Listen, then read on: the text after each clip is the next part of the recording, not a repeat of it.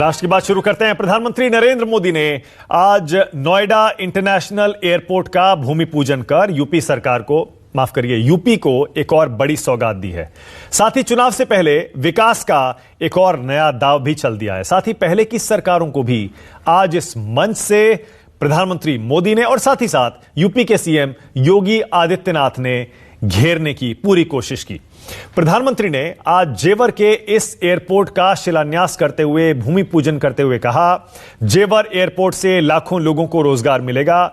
UP का मतलब अब उत्तम सुविधा, निरंतर निवेश हो गया है। पश्चिमी यूपी के लोगों को भी एयरपोर्ट का लाभ मिलेगा, यह प्रधानमंत्री मोदी ने आज कहा।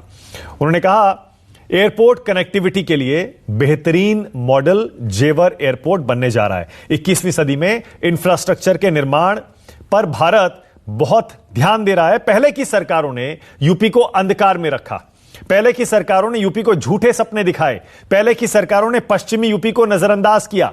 डबल इंजन की सरकार में विकास की रफ्तार तेज हुई है।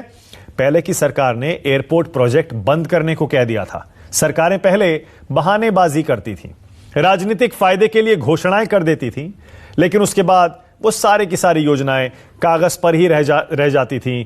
जमीन अधिग्रहण को लेकर खींचतान चलती रहती थी। पहले परिवार के विकास को ही अपना विकास माना जाता था। प्रोजेक्ट लटके भटके और अटके नहीं, ये इस सरकार की नीति है। पहले की सरकारों ने स्वार्थ को ऊपर रखा था। राष्ट्र सेवा के आगे स्वार्थ नीति टिक नहीं सकती।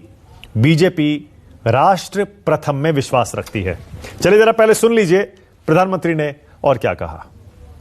एयरपोर्ट अनेक सालों तक दिल्ली और लखनऊ में पहले जो सरकारें रही उनकी खींचतान में उलझा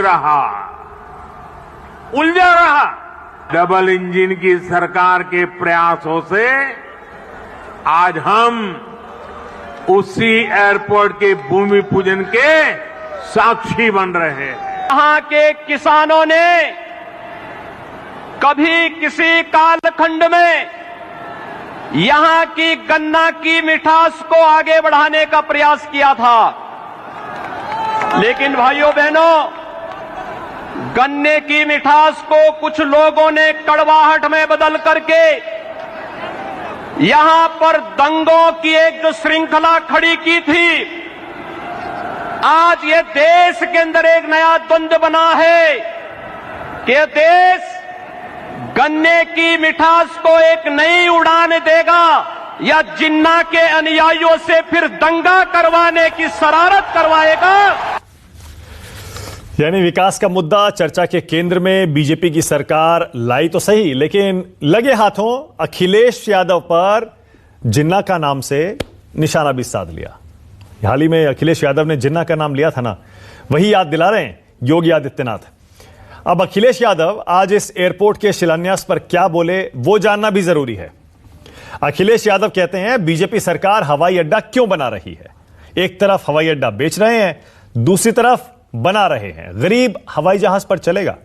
कितने गरीब हवाई जहाज पर चलने लगे हैं? जितने एयरपोर्ट बने सब घाटे में है। अखिलेश यादव कह रहे हैं, ये देखिए आपकी टीवी स्क्रीन पर उनका ट्वीट आ रहा है, कह रहे हैं, फिरोजाबाद में प्रस्तावित एयरपोर्ट की बनने की अनुमति केंद्र की भाजपा सरकार ने रोकी ना होती तो इस समय जेवर के साथ चूड़ियों को भी जुड़ने का मौका मिलता और उत्तर प्रदेश का वैकासिक श्रृंगार पूर्णता की ओर बढ़ता। सपा ही देगी उत्तर प्रदेश के विकास को नई उड़ान।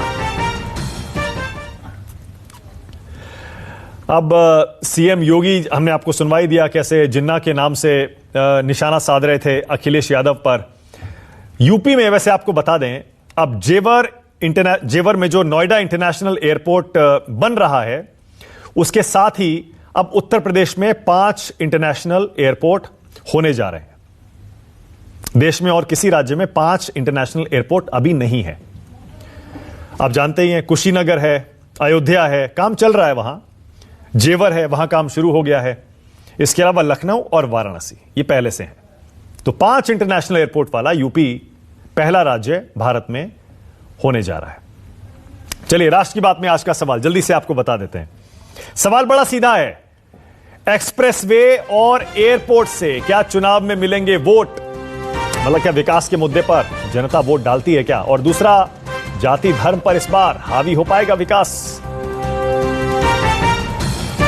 राष्ट्र की बात में आज बीजेपी की तरफ से मेरे साथ के शर्मा आ गए हैं, समाजवादी पार्टी की तरफ से अनुराग भदौरिया आपकी टीवी स्क्रीन पे आ रहे हैं, कांग्रेस की तरफ से सुरेंद्र राजपूत मुस्कुराते हुए आ गए हैं, दो वरिष्ठ पत्रकार और राजनीतिक विश्लेषक शरद प्रधान और विनोद अग्निहोत्री दोनों तैयार हैं। के शर्मा आपसे शुरू कर रहा हूं। के शर्मा, विकास के मुद्दे को आप चर्चा के केंद्र में लाए तो सही, काबिले तारीफ है, लेकिन साथ ही साथ ये जिन्ना को क्यों ले आए? अगर विकास वाकई आपको लगता है कि इतना अहम है तो उसमें जिन्ना को योगी आदित्यनाथ ने क्यों जोड़ दिया? क्या वजह है?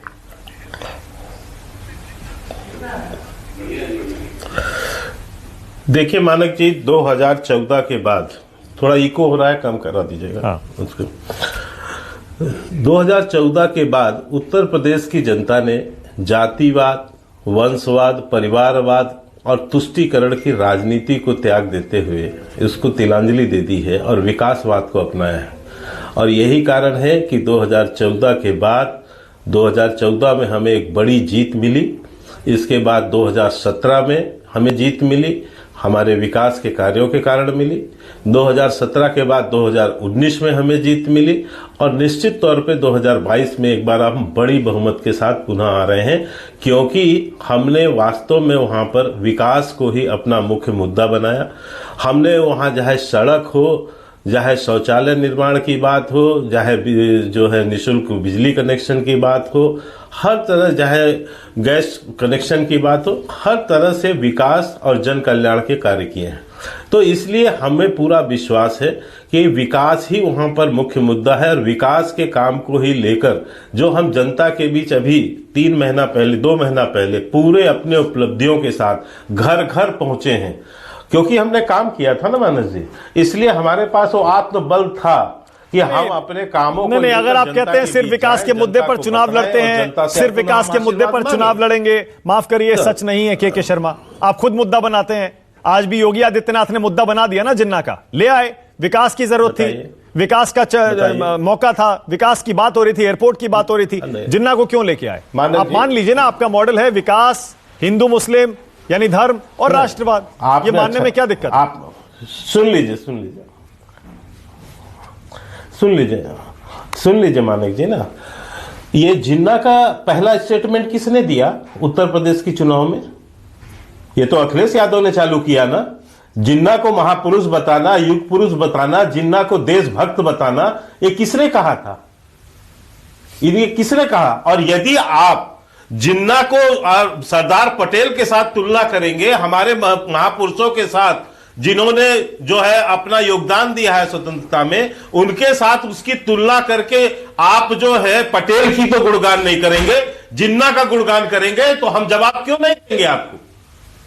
जिन्ना तो आप लेके आए, मंदिर तो आप लेकर आए, अयोध्या से यात्रा शुरुआत, जिस अयोध्या में जाने पर आप सांप्रदायिकता का ठप्पा मार देते थे लोगों को, जय श्री राम का नारा लगाने पर सांप्रदायिक होने का ठप्पा लगा देते थे हम पर, आज उसी से आप सबसे बड़े भक्त बन रहे हैं। आप सबसे बड़े बने हुए आज। आपको भी पता है अखिलेश यादव ने काम बोलता है का नारा देकर पूरा चुनाव लड़ा, आपको याद होगा, बहुत पहले की बात नहीं है, पिछले चुनाव की बात कर रहा हूं। काम बोलता है लेकर पूरा चुनाव लड़ा, बुरी तरह हार गए। आपको भी पता है सिर्फ विकास के मुद्दे पर वोट नहीं मिलता, उत्तर प्रदेश जैसे राज्य में तो बिल्कुल नहीं मिलता। इसीलिए ये मान क्यों नहीं लेते कि विकास भी है, धर्म भी है और राष्ट्रवाद भी है, जाति भी है, सब कुछ है? मानक जी सुन, मानक जी, आप स्वतंत्र हैं, पत्रकार हैं, आपका विश्लेषण हो सकता है। उन्होंने जो काम का मुद्दा लेकर वो चुनाव लड़े, क्योंकि वो झूठ बोल रहे थे, जनता उनके जान रही थी कि आपने कोई काम नहीं किया। 5 साल केवल गुंडागर्दी का टैक्स वसूलते रहे आप, और आपने वहां टैक्स ही वसूला और लोगों को आपने शोषण किया। तो इसलिए आप जब जाके झूठ बोलेंगे कि काम बोलता है, तो आपको जनता ने जवाब दे दिया। हमें तो यह अनुभव नहीं है, हमने तो जो चुनाव लड़े, अभी भी हमने तो अपने विकास पे लड़े। हमने 2000 लड़ा विकास पे, और विकास के नाम पर ही हम जो है 272 से 303 हो गए। अच्छा, योगी जी जब ये कहते हैं, मैं चाह रहा हूं थोड़ा सा स्पष्टीकरण दीजिएगा। लेकिन हम जब योगी जी कहते हैं के शर्मा, जिन्ना के अनुयायी ने गन्ने की मिठास में कड़वाहट घोली थी, गन्ने की मिठास में कड़वाहट कैसे घोली थी, मैं समझना चाह रहा हूं थोड़ा। बिल्कुल नहीं, मैं बता देता हूं जिन्ना के अनुयायियों ने क्या किया था यहां पर। आप शायद आप तो 2017 के चुनाव का अभी आपने स्मरण कराया, तो निश्चित तौर से उसके पहले के घटनाक्रम भी आपको याद होंगे। मुजफ्फरनगर में दंगा का क्या हुआ, किसने दंगा करवाया मुजफ्फरनगर पे? और मुजफ्फरनगर में दंगा के बाद इन लोगों ने तुष्टीकरण के लिए ये समाजवादी पार्टी ने क्या किया कि केवल जो है मुसलमानों को जो है उसका मुआवजा मिलेगा, हिंदुओं को नहीं मिलेगा। ये बंटवारा कौन कर रहा था उस समय? तो ये इसलिए मैं कह रहा हूं कि आप जो जहर की राजनीति कर रहे थे, आप जो जहर बो रहे थे, आपने वहां पर जाट और मुसलमानों के बीच में खाई पैदा की, आपने लोगों को लड़वाया, वहां पर दंगा करवाया। तो आपको इस बात की नसीहत न दी जाए, आपको याद न दिलाया जाए। ऑलराइट, आप जिन्ना का जो गुणगान कर रहे हैं, अनुराग भदौरिया, आप नेताओं का सम्मान कर सकते हैं। अनुराग भदौरिया, आप गुणगान, अनुराग, आपका जो काम बोलता है का नारा था वो खोखला था, इसीलिए आपको वोट नहीं मिला। के शर्मा कह रहे हैं हम विकास के मुद्दे पर वोट मांगेंगे और हमें मिलेगा, क्योंकि हमारी सरकार लटकाती भटकाती अटकाती नहीं है। जो योजना कह रहे हैं हम कागज पे लाते हैं, शिलान्यास करते हैं, उसे जमीन पे उतारते हैं। आपकी सरकारों ने बहुत योजनाएं सिर्फ कागज पर बना दी, जमीन पर नहीं उतरी कभी भी। देखिए, भारतीय जनता पार्टी के डीएनए में झूठ और जुमलेबाजी है, इसलिए उनपे विश्वास तो अब उत्तर प्रदेश की जनता कर नहीं रही है, वो चाहे कितना भी गला फाड़ते रहे। जहां तक बात, इन्होंने दो काम बड़ी मुश्किल से बड़ा जोर लगा के बताए, शौचालय और बिजली। शौचालय में पानी नहीं है और उसकी दीवार नहीं है, और बिजली की हालत यह है कि 2-2.5 घंटे से ज्यादा आती नहीं।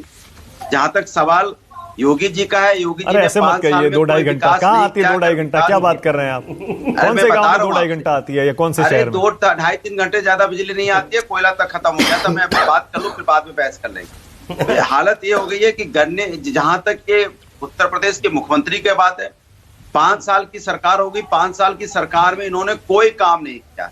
अगर कोई काम किया है तो बस एक ही काम किया है, समाजवादी पार्टी के काम का फीता बदला है, नाम फीता काटा है या नाम नंबर बदला है। और मंच पे खड़े होकर कह रहे थे गन्ने की मिठास में, गन्ने बिल्कुल सही कह रहे। योगी जी वैसे कभी कभी बड़ा सच बोलते हैं। कह रहे थे हमने, माने भारतीय जनता पार्टी ने, गन्ने की मिठास में कड़वाहट बोल। भाई, किसान 700 किसानों की मौतें हुई हैं। किसान अपने अधिकार के लिए धरने पे बैठा रहा साल भर तक, बारिश में या तूफान में, गर्मी में, ठंड में ठिठुरता रहा, और 700 किसानों की मौतें हुई हैं। उनका परिवार परेशान है, जिनको कोई पूछने वाला नहीं है। बच्चे अनाथ हो गए, बहनें विधवा हो गई, लेकिन योगी जी ने कोई उनकी नहीं सुनी। और बचा खुचा तो उनके जो एक कैबिनेट मंत्री है, जो कहते हैं बहुत बड़े गुंडे हैं, उनके बेटे ने तो रौंद दिया। एक थार आई है, थार से रौंद दिया। रौंदने के बाद अभी तक मुख्यमंत्री उनके घर नहीं गए।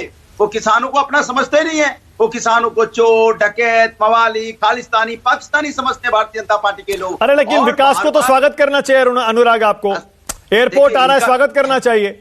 वो आ रहा हूं, मैं उस पर आ रहा हूं। इनका विकास ऐसा होता है, एक लखनऊ एयरपोर्ट है, लखनऊ एयरपोर्ट में मानक जी कभी जाइए आप, इन्होंने बेच दिया अडानी के हाथ में। और जो लखनऊ एयरपोर्ट में सुविधाएं थी पहले, जब लोग जाते थे वहां लाइन नहीं लगती थी, आज वहां लाइन लगती है। और वहां जो पार्किंग में गाड़ियां लगती थी उसके रेट डबल कर दिए। अब 300 रुपए, 400 रुपए, 200 रुपए की पार्किंग कर दी। सोचो आप, गरीब अगर मिडिल क्लास जाता भी था तो गाड़ी अपनी जाता था, गाड़ी से उतरता था और एयरपोर्ट के अंदर घुस जाता था। अब वो अडानी पार्किंग हो गई, सोचो आप। तो ये सरकारी चीजों को बनाते हैं, जनता के पैसे से बनाएंगे, बाद में बेच देंगे। ये तो देश बेचने के लिए आए हैं, ये राष्ट्र की बात करते हैं, राष्ट्र को बेचने में लगे। 26 पीएसयू उन्होंने बेच दिए, चाहे स्टील प्लांट हो, चाहे रेलवे हो, चाहे यहाँ इंडियन एयरलाइंस हो, 26 पीएसयू बेचने वाले लोग हैं। ये राष्ट्र के दुश्मन है। और सोचो, इनकी हिम्मत की दाग देनी पड़ेगी। जो राष्ट्र को गाली देता है उसको पद्मश्री से सम्मानित करते हैं। बधाई आपको, बहुत बहुत बधाई। जो राष्ट्र को गाली देगा, महात्मा गांधी को गाली देगा, सुभाष चंद्र बोस को गाली देगा, जो यहाँ पे जो शहीद भगत सिंह को गाली देगा, भिखारी बोलेगा, आओ भैया बेटा आओ, आप ले जाओ पद्मश्री। आतंकी को बुला के यहाँ पद्म भूषण दे देंगे। ये अगर आतंकी भारतीय जनता पार्टी की सपोर्ट करने लगे तो उसको पद्म भूषण दे देंगे। ले जाओ पद्म भूषण, ले जाओ पद्मश्री, ले जाओ। राष्ट्र के विरोध की बात करो, कमाल की बात करते हैं भाई। ये वो लोग हैं, पद्मश्री मांग के दिखाओ ना। बोलो हम पद्मश्री वापस लेते हैं जिसने राष्ट्र का अपमान किया है। हिम्मत है तो बोलो। मतलब अनुराग इसका मतलब विकास मुद्दा नहीं है ना? मैं कह रहा हूं विकास मुद्दा नहीं है ना इसका मतलब चुनाव में? आप भी तो इधर उधर सारे मुद्दों पे जा रहे हैं। आपने देखा समाजवादी हमेशा विकास की बात करता है, तब भी हम बोलते थे कि हम समाजवादी लोग विकास की राजनीति करते हैं, आज भी विकास पे वोट मांगेंगे। हमने एक्सप्रेस बनाया डंके की चोट पे बोलते हैं, हमने मेट्रो बनाई डंके की चोट पे बोलते हैं, 100 डायल बनाया, 1090 बनाया, सभी डिस्ट्रिक्ट क्वार्टर को 4 लाइन से जोड़ा। अरे लेकिन उस काम पे वोट नहीं मिला ना आपको?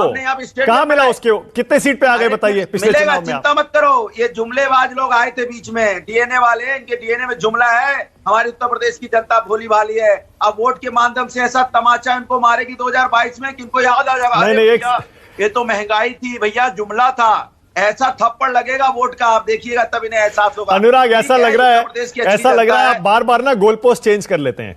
कुछ धर्म का मुद्दा आता है, आप बोलते हैं ये विकास की बात नहीं करते, फिर विकास के मुद्दे पर आते हैं, आप खुद देखिए इधर उधर चलने लगते हैं। देखिए जब एक्सप्रेसवे का उद्घाटन हुआ तब आपने कहा कि एक्सप्रेसवे हमने बनाया था, दिल्ली से कैंची आ गई, लखनऊ से फीता आ गया, अब एयरपोर्ट आ गया, आप कह रहे हैं नहीं इस एयरपोर्ट के साथ, अखिलेश यादव ट्विटर पे लिख रहे हैं, अरे वो कह रहे हैं कि फिरोजाबाद में प्रस्तावित एयरपोर्ट उसकी अनुमति भी दे देते। स्वागत क्यों नहीं करते आप? आपको भी पता है 5वां इंटरनेशनल एयरपोर्ट होगा यूपी में, इकलौता राज्य हो जाएगा यूपी। सुन तो लीजिए, कुशीनगर भी समाजवादी की देन थी। अब सुन लीजिए, इनका काम मैंने क्या बोला, ये शिलान्यास तो करेंगे लेकिन काम समाजवादी करेंगे। ये 5 साल तक इन्होंने शिलान्यास नहीं किया, 5 साल तक चुपचाप डबल इंजन की सरकार यहाँ पे चुपचाप बैठी रही। अब वोट कब आया, इनको पता है कि वहां जमीन सड़क रही है तो गए वहां पे, अभी वहां अब क्या करके आ गए, काम समाजवादी करेंगे, बनाएंगे समाजवादी एयरपोर्ट। और अरे तो कॉन्ट्रैक्ट दिया जा चुका है, आपको पता है? और सुनो, कॉन्ट्रैक्ट दिया जा चुका है। नहीं सुनो, अरे बनाएंगे समाजवादी लोग ही बनाएंगे। और सुनो, और बेचने भी नहीं दिया जाएगा। अगर बेचने की कोशिश करोगे तो वहीं सबके जनता के सामने बुला के आपको नंगा किया जाएगा। ये भारतीय जनता पार्टी के लोग हैं। अच्छा ओके अनुराग ऑलराइट, जैसे एक्सप्रेसवे के बारे में कह रहे थे, क्या आप एयरपोर्ट के बारे में भी यही कह रहे हैं क्या कि ये भी आपकी सरकार ही लाई थी क्या? देखिए मैं आपको बताऊं, ये समाजवादी की सरकार को कई बार परमिशन मांगा गया कि परमिशन दे दो बनाने के लिए, लेकिन ये देंगे क्यों परमिशन? क्योंकि इनको तो परमिशन देना नहीं है, विकास की राजनीति तो करनी नहीं है। और जिस दंगे की बात करते हैं, जो दंगे में आरोपी हैं, उनके ऊपर से मुकदमे हटाने वाली भी यही सरकार है। मुख्यमंत्री अपने ऊपर से मुकदमे हटा रहे हैं, डिप्टी सीएम अपने ऊपर से मुकदमे, के शर्मा सांसद विधायक अपने ऊपर के शर्मा जवाब दीजिए। ये तो अपराधियों की पार्टी है, इसमें अपराधी भरे पड़े हैं, इसमें तो रोंदने वाले मुझे आश्चर्य, देश के एक मिनट मानक जी बंद करके okay Anurag one by one के शर्मा की बारी है, बोलिए के शर्मा।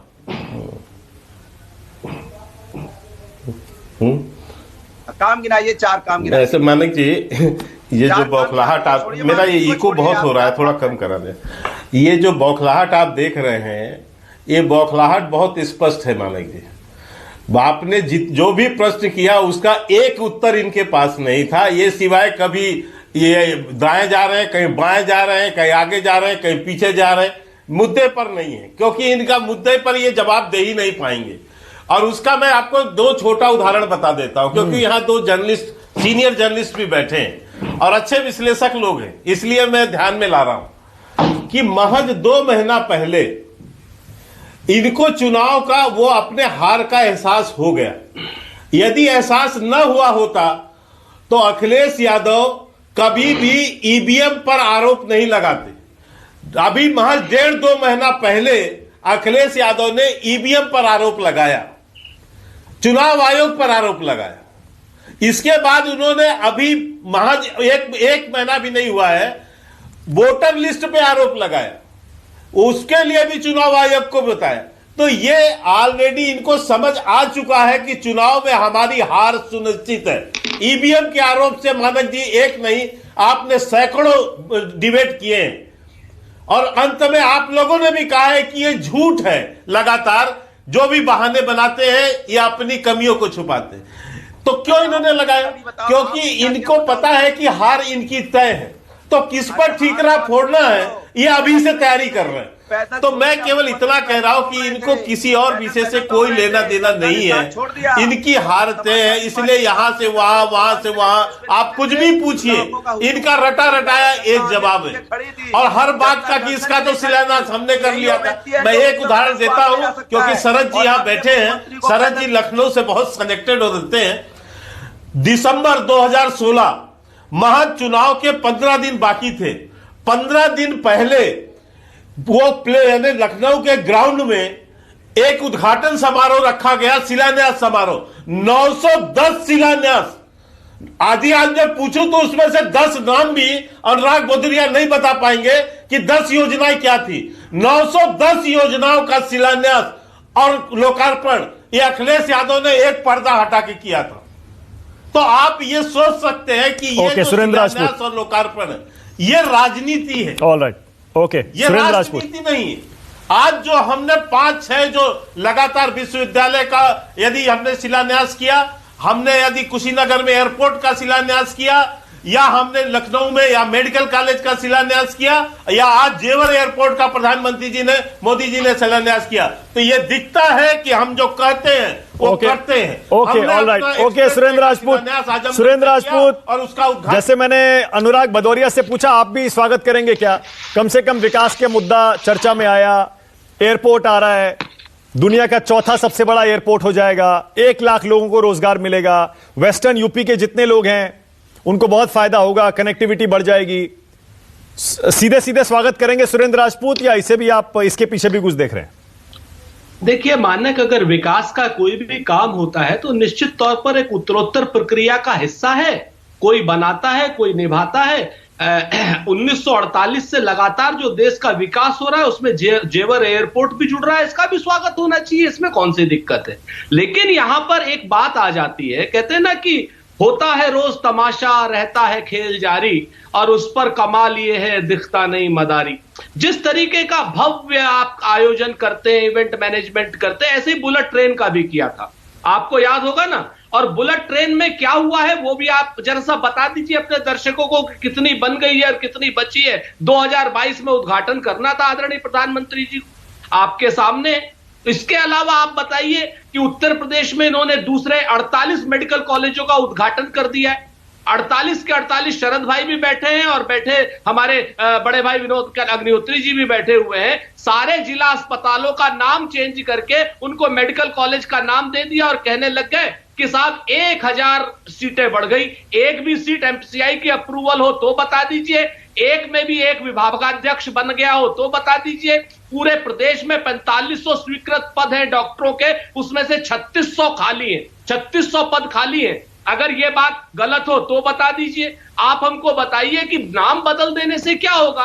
अब जेवर एयरपोर्ट पर जो भूमि अधिग्रहण हुआ उसमें जो वहां के किसान हैं अगर टेंटों में बैठे हुए हैं और उनको मुआवजा नहीं मिला है तो भी आपको कम से कम शर्म आनी चाहिए। तीसरी बात, ये जो एक झूठ का प्रचार सुबह से हो रहा है कि साहब उत्तर प्रदेश में 5 इंटरनेशनल, अरे भाई उत्तर प्रदेश की आबादी 25 करोड़ है तो 25 करोड़ में 5 नहीं होंगे तो क्या होगा, एक बात।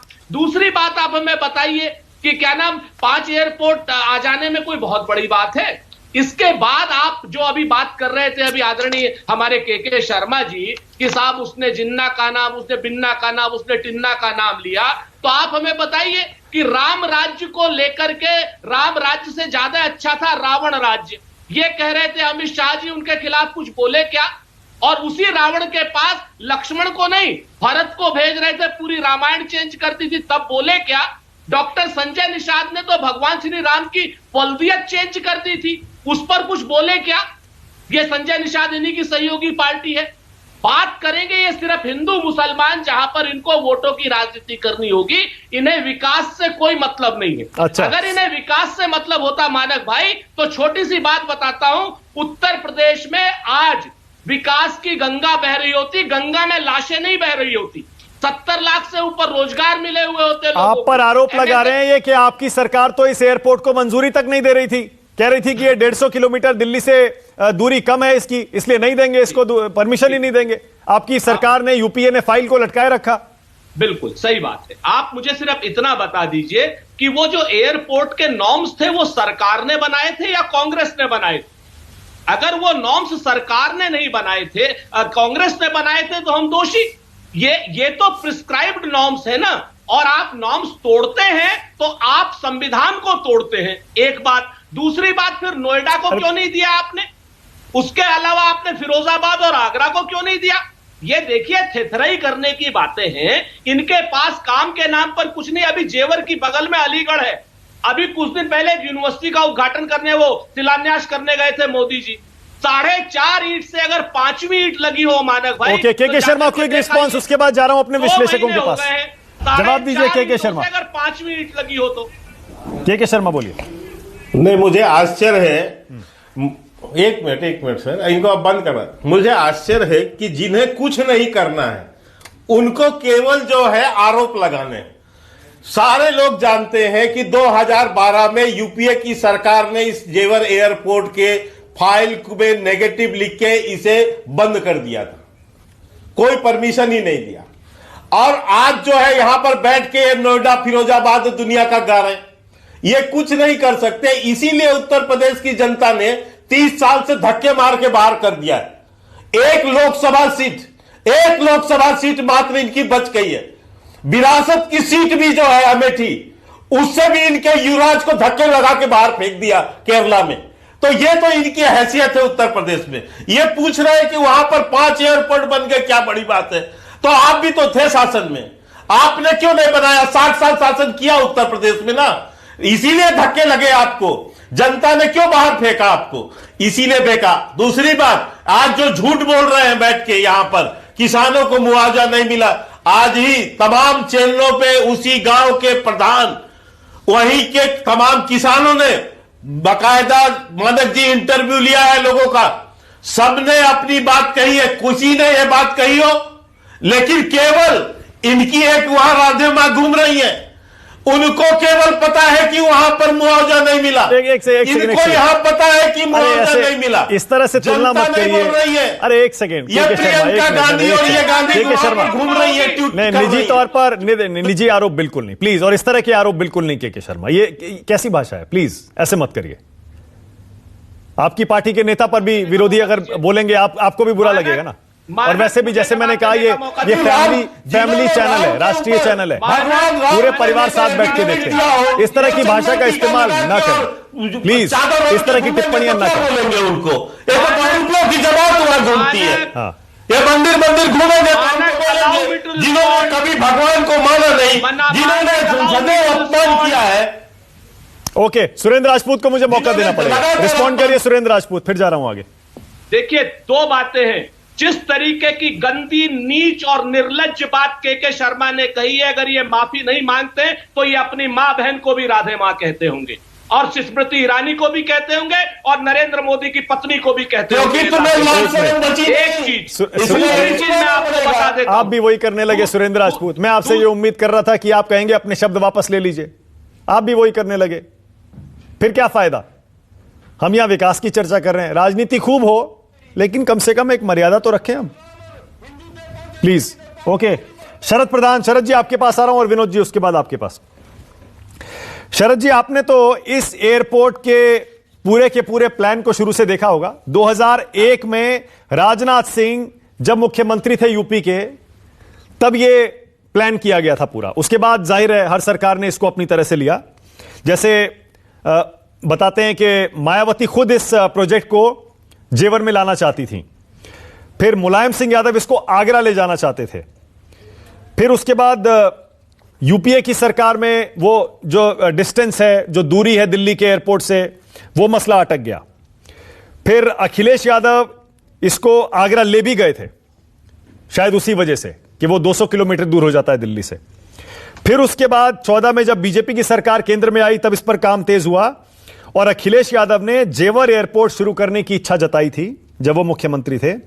और मैं कहीं पढ़ रहा था कि उन्होंने 5,000 करोड़ रुपए जारी भी किए थे।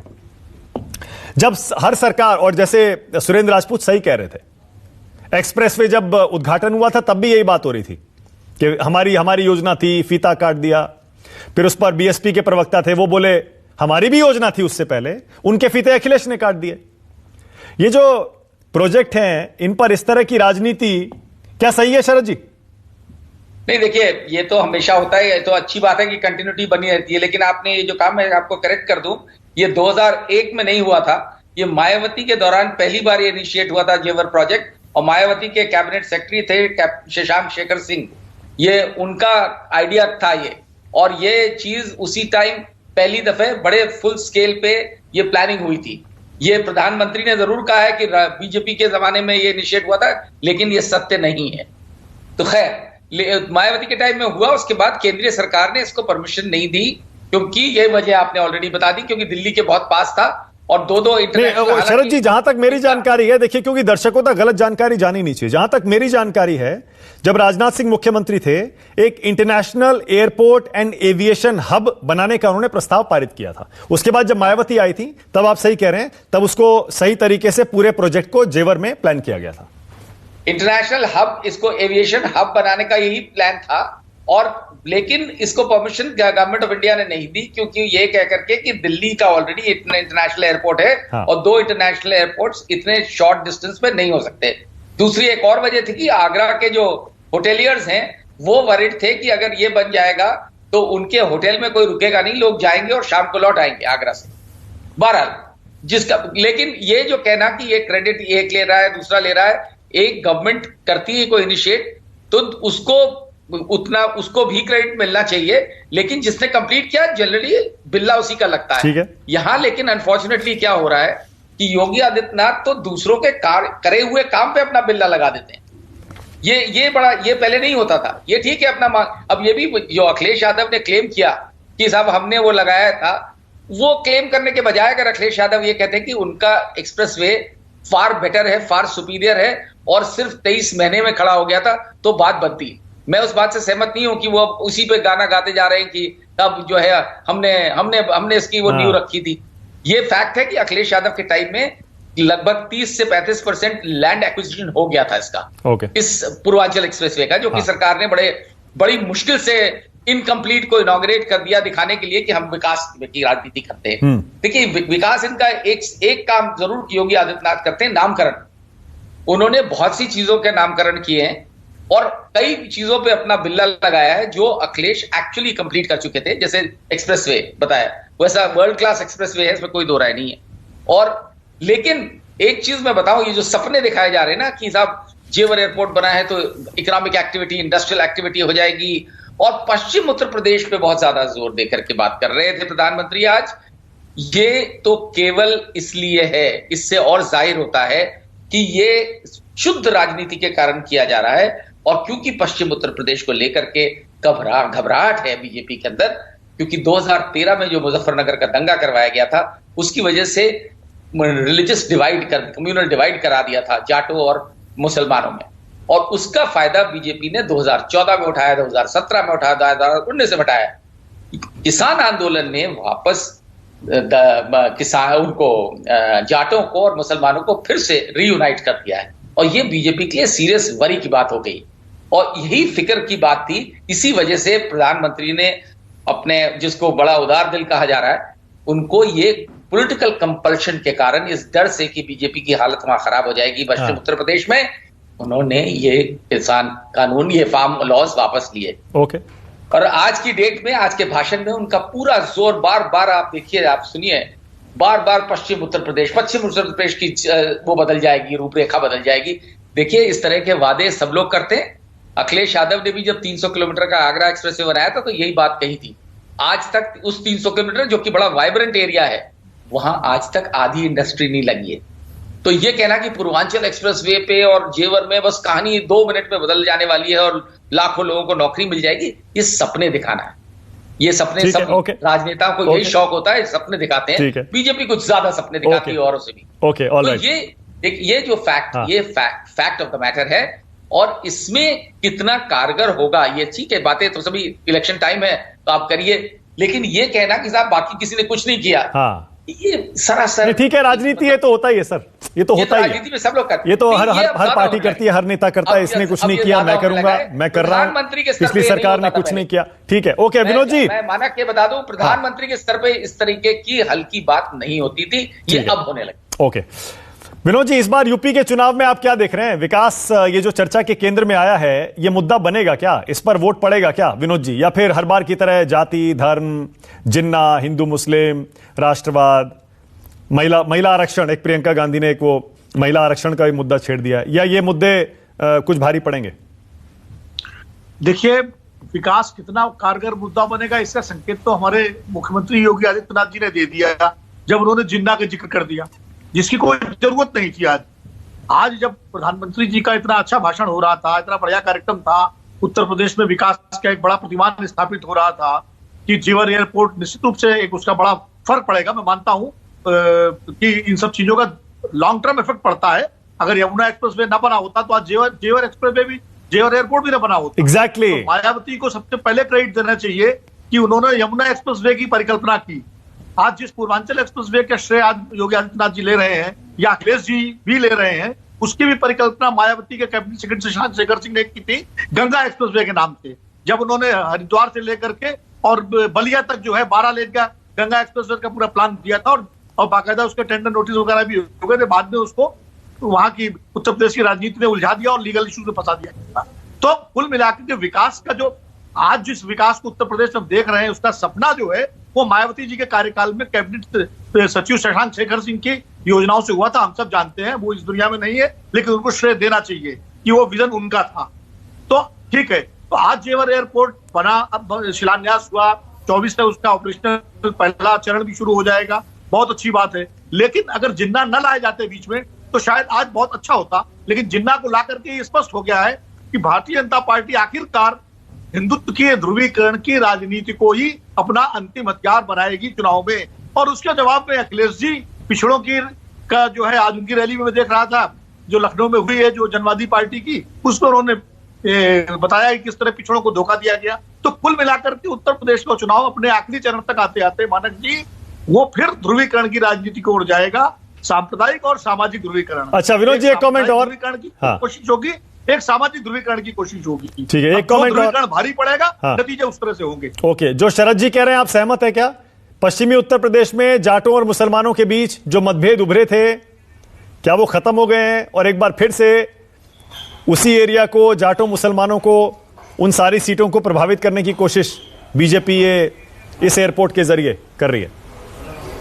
नहीं, वो दरअसल जिन्ना का नाम ही इसलिए लिया गया कि जो 2013 में दरार जो पैदा हुई थी और जो किसान आंदोलन के दौरान भर गई, क्योंकि वो दरार जो पैदा हुई थी उसमें भारतीय किसान यूनियन की बड़ी भूमिका थी। क्योंकि वो भारतीय किसान यूनियन तब भारतीय जाट यूनियन बन गई और जिस तरह से उस दंगों में वहां पर तमाम स्थानीय नेताओं ने जो जाट और मुसलमानों को झगड़ा हुआ था, सारी एकता तार-तार हो गई थी, वो इस किसान आंदोलन ने फिर से एकता बना दी। तो निश्चित रूप से वो एक डर तो है। तो जिन्ना को जो बार बार लाया गया है, आज जिन्ना अखिलेश यादव ने कहा था अपने भाषण में, उसका जवाब योगी जी ने दे दिया। हालांकि अडवाणी जी भी उसका जिक्र अपनी किताब में बहुत के शर्मा, के शर्मा, इसका मतलब किताब में कर चुके हैं। इसका मतलब क्लियर है, देश में एक ऐसा भूत बन गए हैं कि हर पार्टी जिन्ना को ले आती है चुनाव में, जिनकी कोई जरूरत नहीं है। वो इस देश के सबसे बड़े खलनायक हैं, ये सब जानते हैं। ओके, के शर्मा रिस्पॉन्ड करिए। ये पश्चिमी यूपी में मुश्किल है क्या इस बार? इसीलिए जिन्ना जिन्ना कर रहे थे योगी आज?